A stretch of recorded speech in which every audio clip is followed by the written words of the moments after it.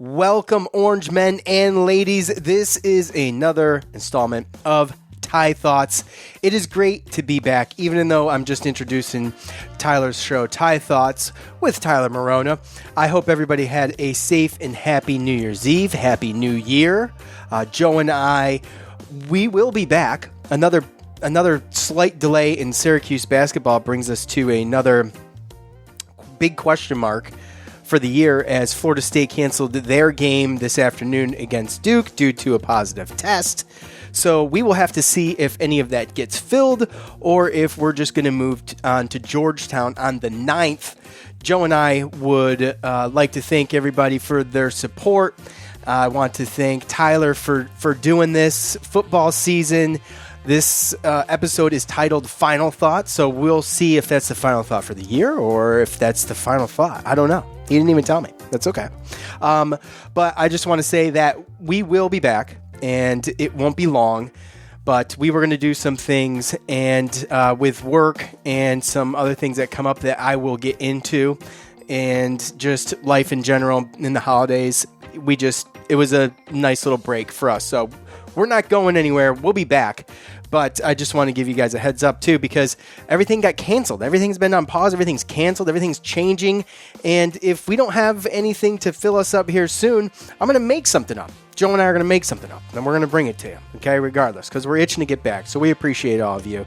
Want to thank you guys so much. It's been an honor to have Tyler on the feed this year, doing his little thing now and then throughout the football season, and obviously he's welcome anytime to do so, and it's been a lot of fun. So this will be the first episode on this feed this year. Is Ty Thoughts. But first, it is brought to us by BetOnline, as you know, the title sponsor for Ty Thoughts, the Cuse Militia, and Armchair Media. Now, it is looking grim unless you're a Buffalo Bills fan. Well, even then, it's tough. But you might not be able to get to a game this year, but you can still get in all the action at BetOnline. BetOnline is going the extra mile to make sure you can get in on everything imaginable this season, from game spreads and totals to team, player, and coach and props. BetOnline gives you more options to wager than any other place online. Head to BetOnline today. Use the promo code ARMCHAIR to take advantage of all of the great sign-up bonuses. BetOnline, your online sportsbook experts. Thank you, BetOnline. Everybody's like, Sean, shut up. All right, here it is. Without further ado, Ty Thoughts.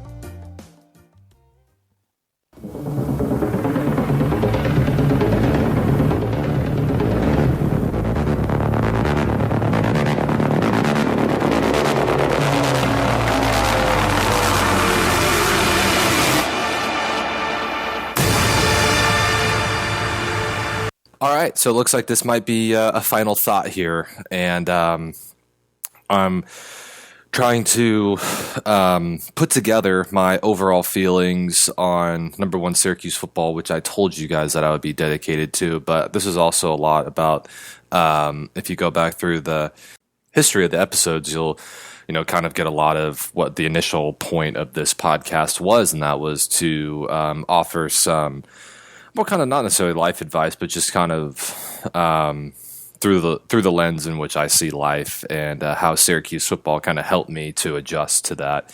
And so this podcast has actually really helped out. It gave me some stuff to do while I was living with my grandparents in Southern California, while my wife was living in Texas. And if you listen to the last episode, which was a couple weeks ago now, I was talking about how I was leaving California and I am back in Texas now. So did it in a couple days, and ultimately made that 21-hour drive, or 22 hours.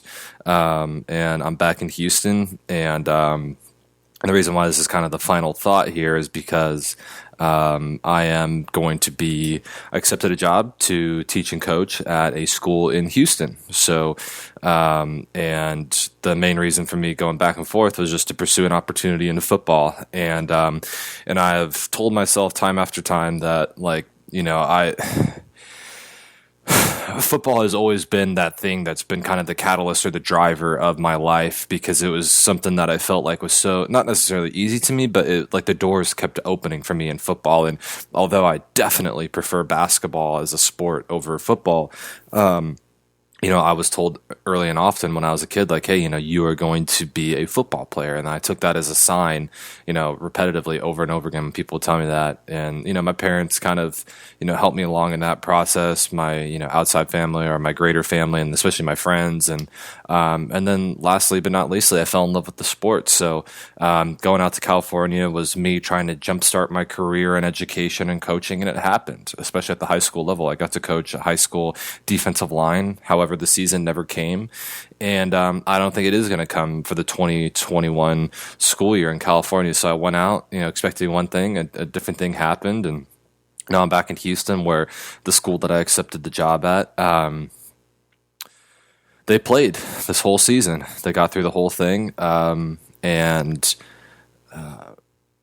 quite frankly, it's just, if I do want to give football a shot for a little bit and teaching a shot for a little bit, Texas is definitely the place to start doing that. They reward coaches a little bit better out here. They are pretty fair on the teaching deal. So, they're giving me a shot, and I'm going to finish my master's degree in education, and I'm kind of go from there. But the point of that whole deal was that I have continually picked football time and time again.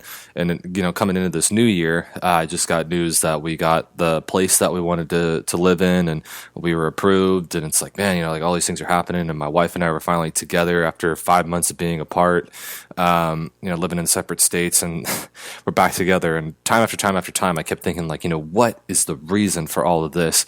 And y'all know my story by now. I got my hand on the Cuse helmet right now, and the reason why I'm gracing these airwaves is because I just have never stopped believing in football, even when I thought it stopped believing in me. And that may sound super crazy to a lot of people, but like, obviously I didn't make it to the NFL, or I don't have all these crazy accolades to go along with my career to kind of prove it.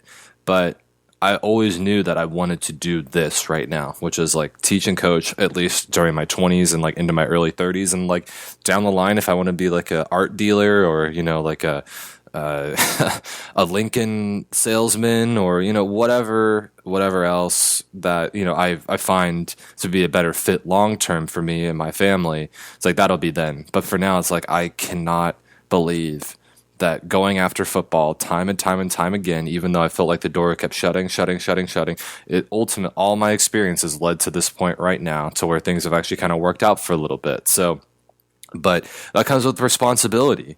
So, for me, and this dedication to this podcast of Thai Thoughts, I think it's going to be either a 10 or 11 episode, deal. And I think that for me, that, I put out some stuff, and I'm proud of it. I'm really proud of what I did for Sean and Joe, and they are so good to me. I miss them a ton. I haven't spoken to them in a while, actually, but I miss them quite a bit. They're some of my best friends. Whether they know it or not, getting to see Sean in Syracuse when I went out there last year to go to the BC game. I mean, it was a terrible game, terrible weather, the whole 9 yards, but this podcast, literally, Cuse Militia has brought together people from opposite ends of the country, brought them together because of the community that is Syracuse football.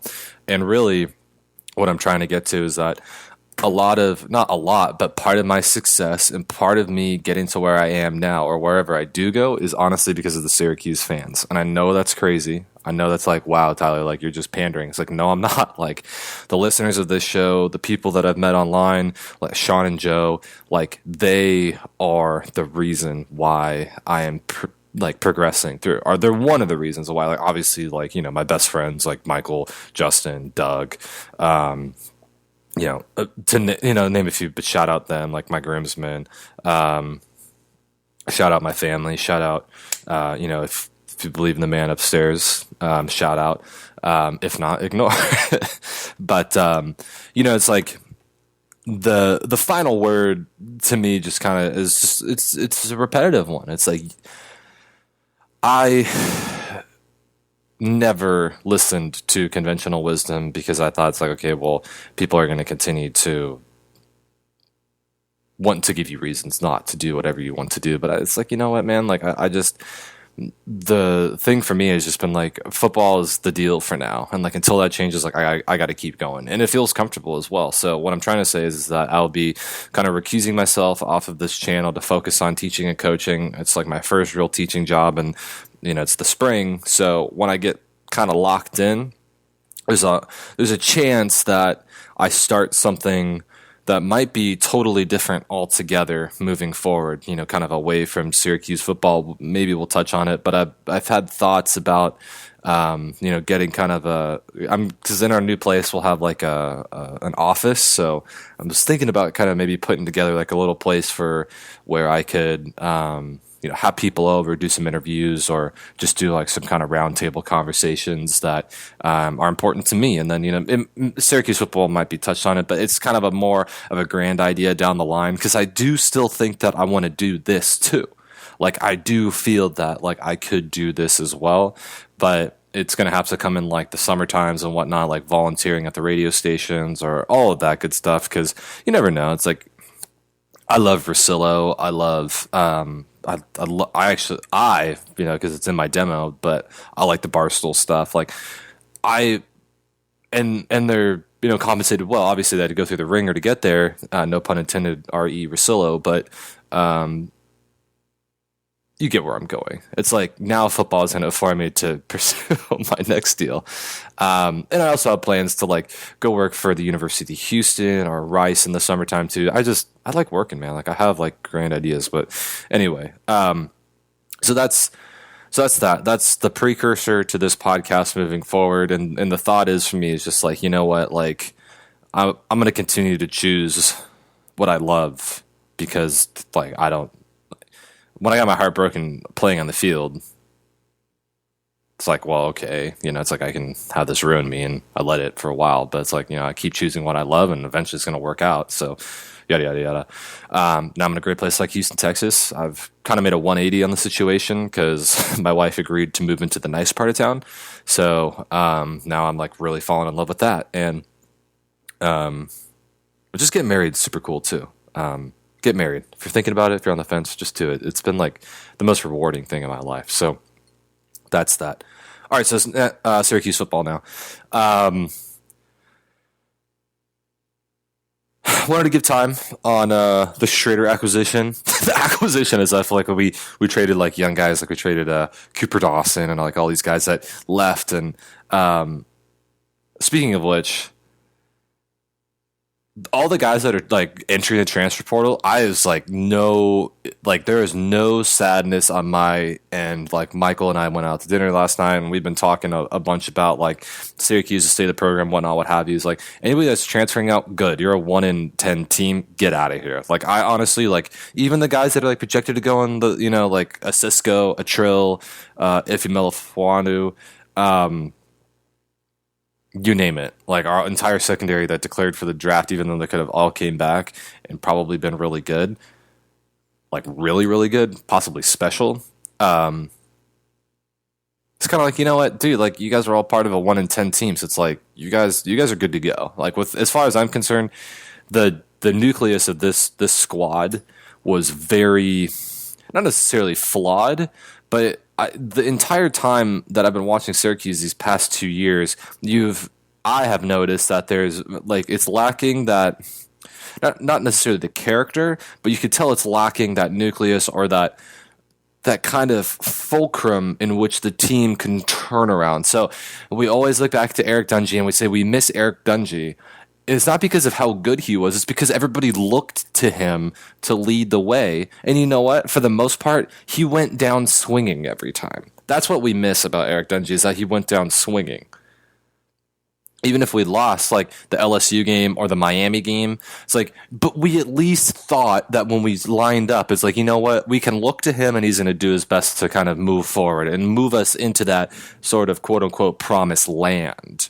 But this, we have lost hope because no one really on offense wants to step up and say, hey, look, if it's hell or high, like you are going to have to drag my body off the field after this game. Like we obviously don't see that. Now, granted, Tommy has went down, 2 years in a row. And that's really mainly because the offensive line has struggled so much, but You get kind of what I'm saying here. And so all the departures are 1 in 10 guys. You don't want those guys on the team. Those are all the guys that were just the bottom of our maybe misses in recruiting. And those guys have now been fired as a result of it. Coach Ward, we moved on from, a play caller. And now we're into a new OC and new DC era. And unfortunately, the way that the recruiting cycles work is that these guys aren't really going to be able to have their fingerprint seen for 3 years. And yes, that's tough to say because it's like, hey, we just went 10-3, 5-7, 1-10. It's like, all right, yeah, I get it. But let's look at it this way. Like on the flip side of things, like if we had our other schedule, we'd have at least won 5 games, probably, because then you get momentum, everybody gets a little bit better, more confident, and you move forward, and kind of looked similar how we did last year, 5-7. I think that's a pretty good range. However, moving forward, what's tough for me is that you see all the guys leaving and you see the guys coming in and you're like, I don't know, like, does it get any better? Does it really get that much better than where we are now? The answer is yes, it does, because I do know, and I've seen the prospects, and I think the prospects actually match what we're trying to do moving forward. I don't really necessarily agree with Baber's system that he has to, like, have that, Bryce Petty type Baylor quarterback where it's, or a Jimmy Garoppolo. And I love the addition of Schrader. You know why? Because yes, he was moved to receiver. And why do quarterbacks get moved to receiver? Is because their feet and their legs are advanced beyond their decision-making capabilities coming out of high school. A lot of running quarterbacks are scrambler-type quarterbacks. It's not that they are deficient at throwing the ball. Eric was at first, but they're deficient in the passing game because they have a whole nother side of the game to worry about. Back in the day, when we had guys under center, if you wanted to run the ball, you turned around and handed it off. How hard is that? Anybody could do that. Once you learn how to take a snap, like, you don't have to be responsible for a whole third of the game, right? Like, the run game to me is as big as, like, defense itself. Like, defense altogether to me is like, okay, because run defense to me is like super easy. Like, I don't think that's like complex at all. Like, all you have to do is just go to where you're assigned, and if not, it's like very easy to find out who the weak link was. The pass defense and the pass game, or the passing game, the passing defensive game, is just like it's in its own world. Now, I've spent a lot of time studying it because I've had a lot of time away from football, and like I feel very comfortable with defense and offensive line and the run game, like I said. So it's like, okay, well, with that all being kind of under control, let's try to find out about the pass game. So it's just too complex to know everything. Like, okay, I got to know the full gambit of the run games, the option game, and the passing game to come in. So Coach Leach, similar to kind of Coach Babers and what he was thinking originally, I would imagine is like, okay, Coach Leach likes to just have a guy that just, he doesn't have to worry about the run game at all. So he goes, okay, well, a fast guy that knows the offense, let's just put him at receiver for now because we don't really have an idea of like what he's going to be in our system. So then this is where the transfer portal is good, because the coaching carousel will go and it will bring something that maybe has completely unrelated things tied to one another. And the transfer portal for incoming coaches has always been very favorable. Like, I remember when Coach Mike McIntyre was at San Jose State. He was recruiting me to go to Colorado because he had just left San Jose State. My teammate from high school was at San Jose State, and he wanted to transfer to, just out of San Jose State because he didn't like it. And he was a freshman, so he spent his freshman year with Coach Mack. Coach Mack left to go to Colorado, and they said, okay, well, you can have a free transfer pretty much anywhere except Colorado. He ended up going back to junior college, redshirting for a year, then going to Colorado afterward. But they told him, hey, you can go somewhere else. Like, you have the opportunity to do that. And they've always, because it's like, hey, look, this is unfair. The guy that you signed up to play with, he's gone. Most guys are going to stay, like, because most guys go to a school because they actually want to be there. Like, not every player that goes to a school is like, dude, it's only football, and I don't give a crap. Like, I don't care about anything else. Like, that's very seldom. Those guys are like the NFL guys. They're just like, okay, like, do I go to Alabama or LSU or Florida? Like, do I, like, which top school do I just kind of have to begrudgingly get through the academics before I go, like, ultimately change my family's life with generational money? Like, those guys are the guys we're talking about. But for guys like me or guys like my buddy who was at San Jose, like, we have to decide, like, what school puts us in the best position for life? Like, where we have to go, like, sit behind a desk and like do regular shit. So, sorry, family show. So the transfer portal does work in that regard. And so bringing in Schrader was, to me, it was an awesome move because is he Dungy? No, but he has the escapability and he has the concept of the run game, a little bit of the pass game, I would imagine. And his high school tape looks exactly like something that we would need out of a guy like Jacobian. So you think, okay, well, if this guy is just a little bit further along version of Jacobian, and Jacobian's what we actually want long term, like this kind of guy that's movable. And I think Markowitz, he's not going to be flat footed by any means, but I think Markowitz is definitely the guy that Coach Babers wants ideally, right? The Bryce Petty, the Matt Ryan, the guy that's going to sit back there and really make those decisions and put his back foot in the ground and really spin that thing, Zach Wilson style. But Zach Wilson can also move. He's a great athlete. So, okay, so where does this next guy that we want kind of come from? And it had to be in what I call free agency. You can build your team three ways. There's no trades. Okay, so there's no trades.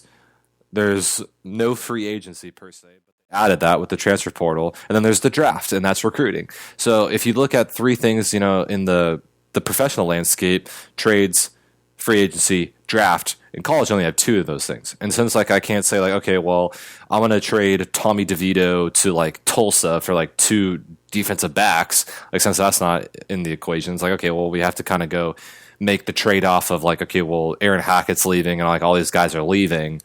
Melifuanu, Cisco, Trill. Okay, so we're trading them out the door, and then we use their future scholarships for a transfer in. And I think that this, even if Schrader doesn't work out, I still think that it's probably the best move that we could have made at this time, because he at least gives us that change up to where we're okay, if Tommy does come out of camp better, then maybe we have to rethink this whole situation altogether. Because if Tommy ends up looking good because of this competition, I don't think that this is a bad thing or it's a waste of a pick with Schrader. I just think that maybe he ultimately kind of sees that maybe I am a wide receiver and I'm a run first guy, but I don't want to rule out his arm either. And I also don't want to rule out Tommy's arm. I've seen him do well. And again, Mike Lasker and I were talking about how ever since that Notre Dame game when Eric went out, Dungy just hasn't been the same guy. And I don't think he's ever quite trusted the receivers because his receivers are just not good, flat out. I just don't think that the receivers at this school, and really, in my opinion, Nykeem Johnson's really the guy where you're going okay, he has a translatable talent. And that talent is just blazing speed. So it's okay, that's a pro level prospect type talent. So we got to get this matched up with somebody that has a deficiency. Whereas I think that Taj and among all of our other receivers don't have a translatable talent to the NFL, so they can't help out our quarterback that needs a lot of help because he has none from his offensive line. So for factoring the offensive line, Schrader does make sense. He's a nice change of pace, and he could potentially slow down the pass rush from the opposing team. But if he doesn't work out, like I said, it's not a waste of a pick. It's not a waste of a scholarship because we already have all these guys going out anyway. So, hey, bring in another guy. And you know what? I do think that if Schrader can learn the offense and he can develop into a great passer, I think that it makes a ton of sense. And you know what it does? It replaces that lack of depth in the quarterback room anyway, because there's nobody really below DeVito that we feel good about. And he slots into the spot where it's okay, we needed a redshirt sophomore in that kind of class, or a junior when Tommy's going to be a senior. It's we just need a body in that class, and he fits in really well. So I think it was a home run, and from now on, I think we just got to hit that portal as hard as we possibly can. That is our free agency. The draft is already done with the recruiting period. I think that we did about as good as we could have under a 1-10 season. Next year, if we come out and start winning games again, recruiting's really going to take an upturn. Because now coach has the ability to say, I've done it all. I've won 10 games. I've lost 10 games. And then here's what I do after all of that. And at some point, if you're really that deal as a coach, you got to win with lesser talent. That's just that's just the fact of the matter. And so if you hit the portal hard, get a freaking transfer at all positions, just load up, stockpile for a year or two, and then it's like, hey, we got all of our quote unquote dudes ready to go underneath them, and then like we go through like a normal cycle. I just feel like Syracuse has had such a hard time of going through a normal cycle as far as like freshman comes in, he graduates 4 years later. Like I feel like the last class that did that was like the Justin Pugh Shabane class with like Ryan Nassib and all those guys, Jared West, Alec Lemon, like. Those guys came in, they all played for their 4 years or 5, and then left. And then from that point forward, like honestly, like the 2011 or 2012 classes, just like guys just got peeled off like one after another due to like just horrible injury luck. So let's restock the cupboards. Let's actually try to like have this team build up something. And it's like, yeah, sure. Like I remember, and again, like back to the NBA. Like I remember when the Lakers were just like filling in guys to like make sure that we could play games. And then eventually they filled up the cupboards with young guys, and then they made their move. It's kind of the same thing here. Like we got to fill up the cupboards with something so that eventually like we can make our move. And is Schrader that move? No, I don't think so. But will he at least give us the ability to kind of recover something on offense and resemble something? Like let's say if Tommy just is, washed, he can't do anything ever again, like his confidence is blown, and he just totally stinks. All right, fine, whatever. We at least got a guy that we feel probably pretty capable with because he was highly touted out of high school, went to Mississippi State, had a little bit of success as a true freshman. And so now, we're bringing in a guy that's played in a harder conference, maybe not, depending on who you ask. Our division's really tough. I put it up there with just about anybody else. When you have, a national champion there and a multiple time over, and they're not slowing down anytime, and then Florida State's coming back, you know the drill. I mean, we all live it, but I just think that we're in a position to where I don't mind the young guys because we've won with worse. But we need to have something in the cupboards to make it so that they're insulated from themselves. Like you can't expect young guys to come in and really change anything unless they're transformative, like Cisco, and like Cisco's an NFLer, So, and I'm sorry, but Syracuse doesn't get NFLers in every class. We just don't. So.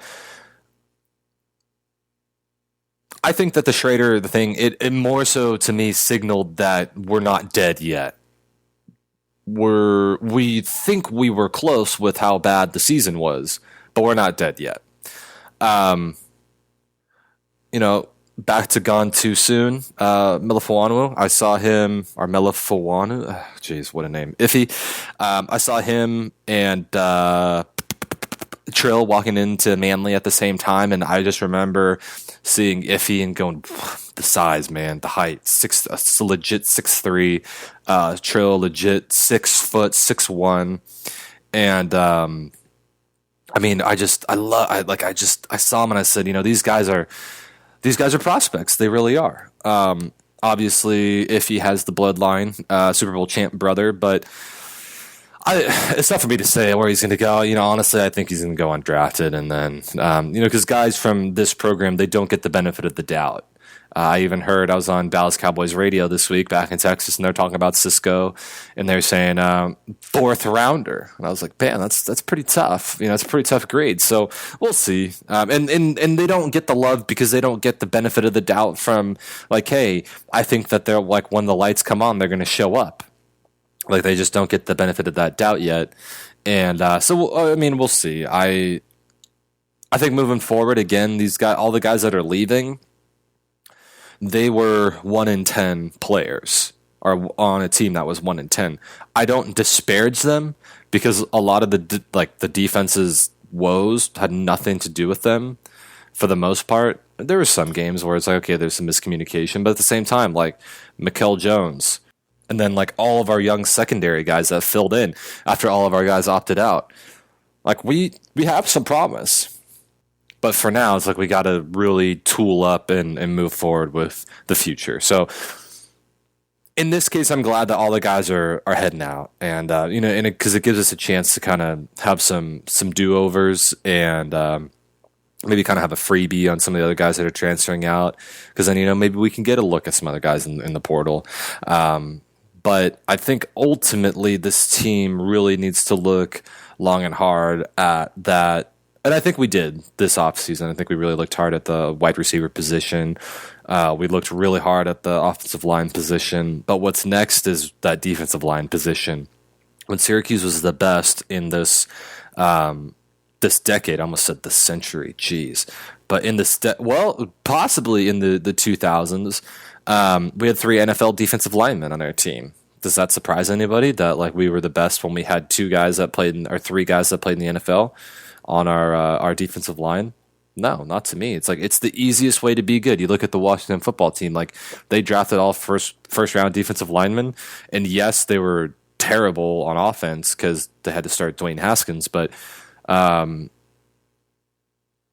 look, like their defense won them games. Their D line won them games, and that's in the NFL. So if we can improve that position, then that's kind of the last thing. Hit the portal hard on a nose tackle and 1 interior D lineman. We're good.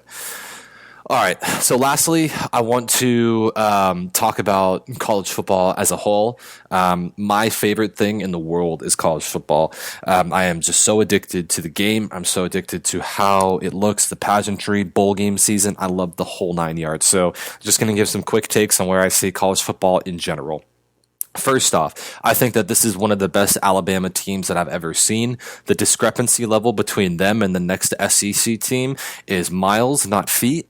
Florida gave them a game, but they emptied the kitchen sink, and I really don't even feel like Alabama broke that much of a sweat when it came down to it. I think that Clemson under Trevor Lawrence under center obviously is going to be a team that is very difficult, very, very difficult to beat, but I think that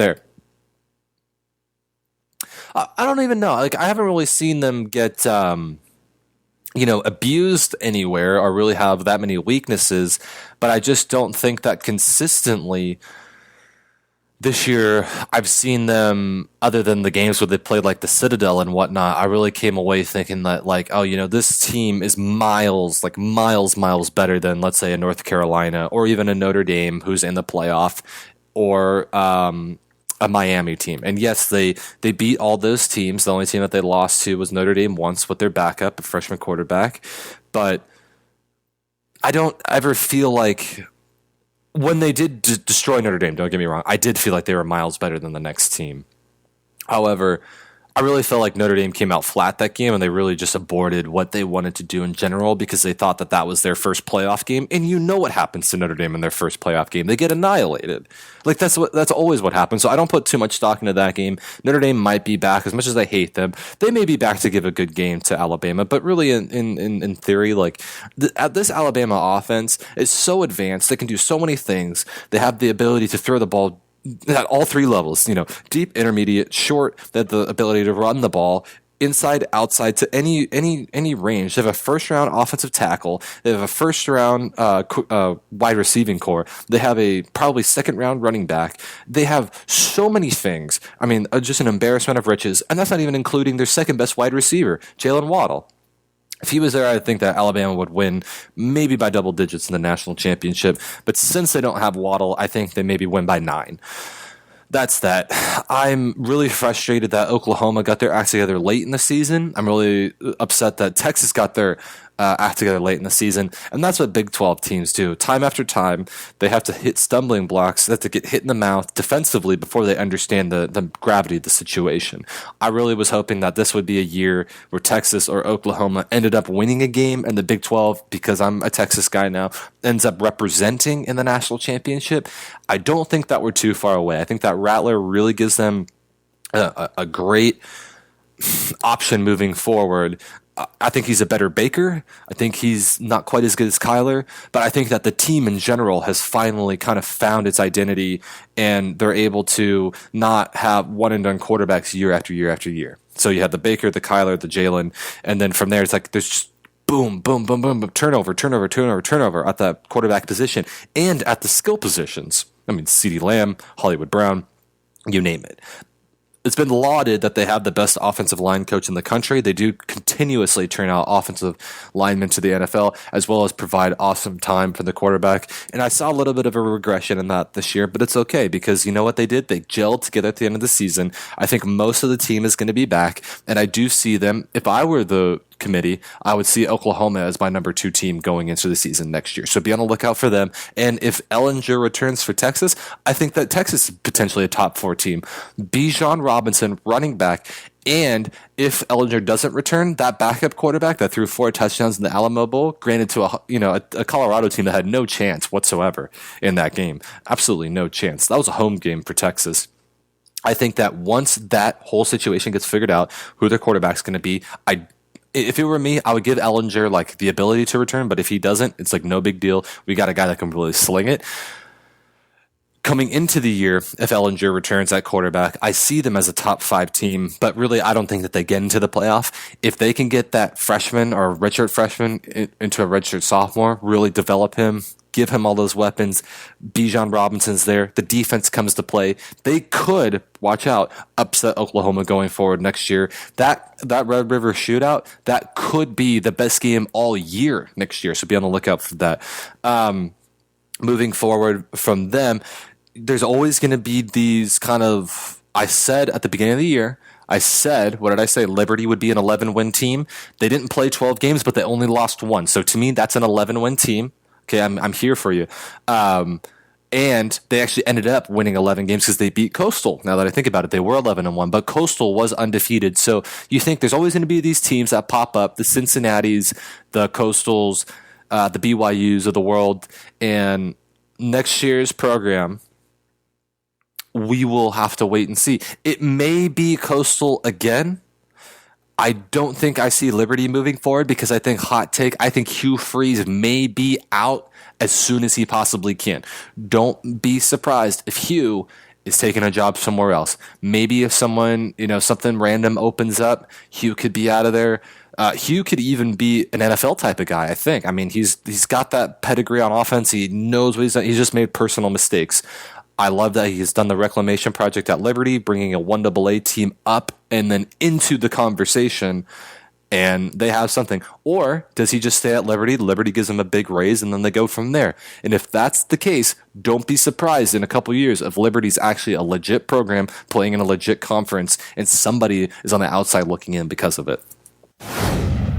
All right, before we get into the rest of Ty's final thoughts, we got to hear from BetOnline. We got to hear from Manscaped. But first, does Liberty have enough money to keep Hugh Freeze? Man, I don't know, but I can tell you what, if they want to keep getting better, they want to keep being in the spotlight the way they have been this year after 11 wins, they'll pay. Problem is, they have the money. They're going to start a GoFundMe page. What's up? Also, the ACC is lopsided. I mean, they could come on over here, third Virginia team in the ACC. I mean, is it too much? Too many Virginia teams? I don't know. I don't think so. All right. BetOnline, they're going the extra mile to make sure you can get in on everything imaginable this season. If you can't get to a game, get over to BetOnline. They're going to have all of the game spreads and totals. They got the team, player, and coaching props. BetOnline, they're going to give you more options to wager than any other place online. Head over there today. Use the promo code ARMCHAIR to take advantage of all of the great sign-up bonuses. BetOnline, your online sportsbook experts. Thank you, BetOnline. Also, look, did you get Perfect Package 3.0 in your stocking, or did you just get a gift card?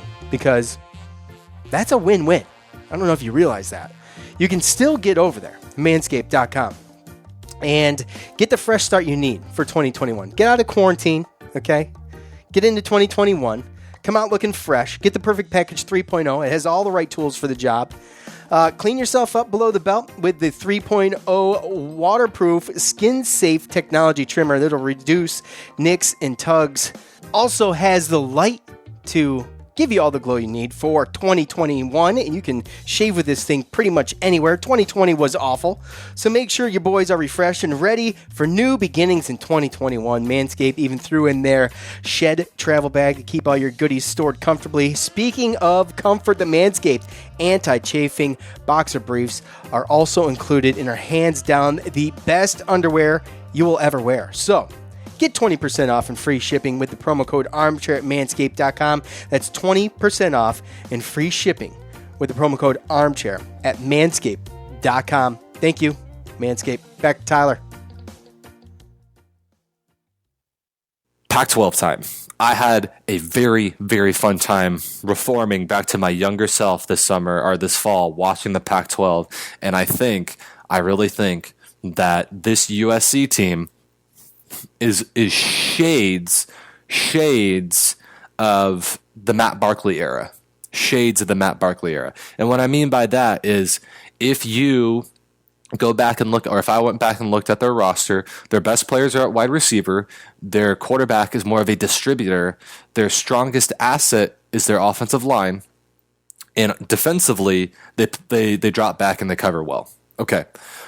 That is what I just described, the Lane Kiffin USC Trojans. And it's what they're trying to get into because Southern California in general has turned all the way into more of a West Coast style passing game and with occasional shots. No handoff under center. We're not going to see the Mark Sanchez. We're not going to see the Carson Palmer, the Matt Leinart USC pretty much ever again, I don't think, unless California goes all the way back to that. So what I'm trying to say is that I know everybody's on Keaton Slovis. Everybody loves him, this, that, and the third. Keaton Slovis is being carried by his team. I mean, his team is phenomenal. They're recruiting up there with the best of everybody. And you know what, Keaton? Good for you, man. If you make all that money, great. But I would just say buyer beware on them because you know who I think is coming up? I think UCLA is coming up to potentially overtake them next year.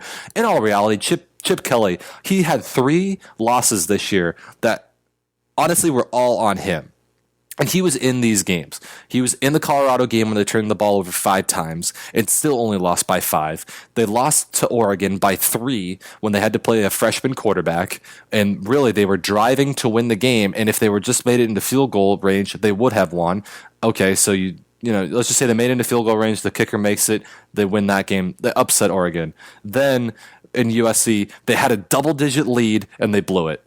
UCLA, to me, is the team. They had just never been there before. Granted, Demetric Felton out the door. Osa Odigizua, their best defensive lineman, out the door. But you know what? I've watched UCLA's recruiting rankings slowly climb up, and their freshman quarterback, to me, is a better thrower than Dorian Thompson-Robinson. If Dorian decides to return, that's not a big deal. But I just think that he has the ability, the freshman has the ability to come in and actually maybe throw the ball a little bit better. He's taller, bigger arm, but doesn't move as well with his feet. The thing that got UCLA into trouble this year was relying on Robinson's feet to win them the game when in reality their receivers were their strength, similar to USC. And I actually like UCLA's group going forward a little bit more because they're more well-rounded and they don't have to be beholden to a star diva wide receiver that USC always has. It's the Marquise Lee, it's the Robert Woods. Feed this guy the ball because we gave him a promise or we had something in recruiting to where we can't distribute equally and it shows up all the time. And then these guys get to the NFL and these USC guys kind of sputter for a little bit before they realize, hey, you know what? Let me just go do my job. There's no promises anymore. And I think that UCLA has just always played a little bit better brand of football when it comes down to it. And you know what? UCLA deceived Keaton Slovis a couple times in that crosstown rivalry into not necessarily advanced coverages, but I saw him get tricked a little bit. So I like the brand of football UCLA is playing. I do look for them to potentially be one of the top contenders in the Pac-12 next year. Colorado, this was flash in the pan for me. They had a guy that was a senior that came out and he switched from safety to quarterback, kind of threw everybody off a little bit, but I think that's over. Good story for Carl Durrell. Back pretty much from the coaching dead, and he's back coaching again. So happy for him. And so I think that kind of cleans up everything else. I don't watch the Big Ten. I kind of refuse to. I think that they play horrible football. They're thick in the ankles, as Colin Cowherd says. The only thing that they do really well is put Ohio State on TV. And, I mean, frankly, the Nittany Lions, they went 0-5 their first 5 games. It's like, that's supposed to be your second best team. Give me a break. Like, I don't watch that. What I'm going to watch Northwestern football. I'm already a Syracuse fan. I'm not going to sign myself up to do both. I mean, I love communication and whatnot. I'm doing it right now. But, I mean, I'm not really interested in Northwestern. So Michigan State disaster, Michigan worst disaster. They're talking about extending Harbaugh into the into the ground. So we'll see how that goes. So that's kind of my college football roundup for this year and moving forward next year. I want to thank all of you guys for joining. I love you guys. Have a happy new year. I love you. Goodbye.